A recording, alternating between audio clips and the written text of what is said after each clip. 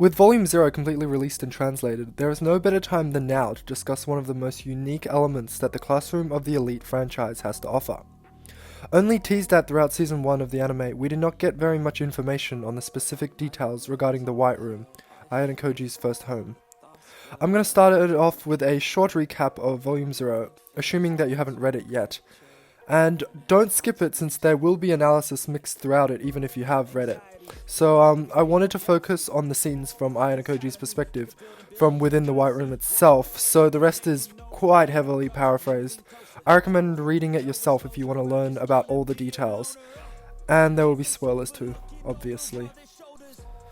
The volume begins 20 years ago with some political drama between Atsuomi Ayanokoji, Kiyotaka Ayanokoji's father, and some other important figures that we've come to somewhat know throughout the light novel.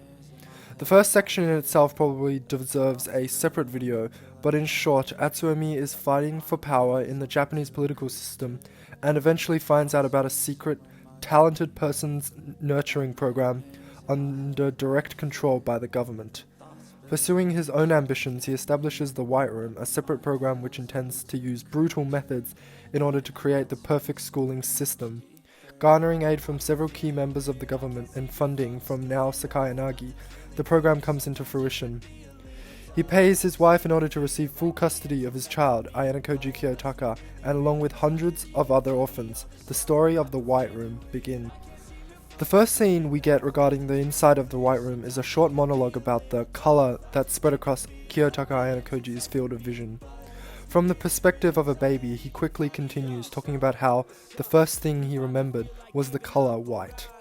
The scene is quickly set, portraying the true mundanity of the facilities of the White Room. Before long, the symbolic isolation that the white represented would be overtly expressed to the reader. At first, I cried. I cried because I missed people, and I learnt that no one was coming to help me. This single quote made it clear that not only was the White Room an inhumane, emotionless experimental facility, but it also demonstrated that Ayanokoji Kiyotaka was truly alone from the moment he was born. It's clear why he lacks so much of the social knowledge and empathy, because not only was he raised in a facility that bred competition, seclusion, and pragmatism, he also never experienced the love and connection that all other children desire. From the moment he was born until the moment he escaped from the White Room, Ayanokoji did not have a single moment where he felt genuine connection with someone else. As such, it was programmed within him to lack the ability to empathize with others. Shortly after the first scene, it is explained that everything in the program was carefully planned and committed to with order. The food was bland, uninteresting, and served only to nourish the children.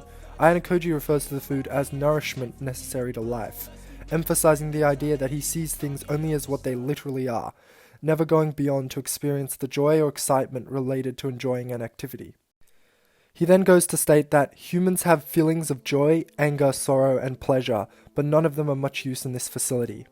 This piece of introspection is expressed before the beginning of any formal education, meaning the hopeless nature of the facility was already made clear to him at this point. A few lines later, Ayanokoji explains the first major quirk of the project. He states that, whether you laugh or cry, get angry or sad, the instructors weren't there to help you. The only time I could move forward was when I achieved something. As such, whilst hints of this were dropped in some of the earlier volumes, this was confirmation that the project was a true meritocracy. There was no emotional connection mixed throughout it. It was either succeed or be disposed of. In the next scene, we see the first example of education that the White Room provided. It came in the form of a simple test. The rules were simple. Guess where the gummy is, and you can eat it. Ayanokoji talked about how both he and the instructor were emotionless, illustrating more of the nature of the project. Even when it came to education, they were trained like robots. There was no emotional gratification, only a reward in the form of a treat. This test went along as expected. Ayanokoji would choose a hand and the instructor would reveal it, exposing either nothing or a small gummy. At this point, we would see the first sign of humanity within Ayanokoji. It came in the form of a simple, subtle statement.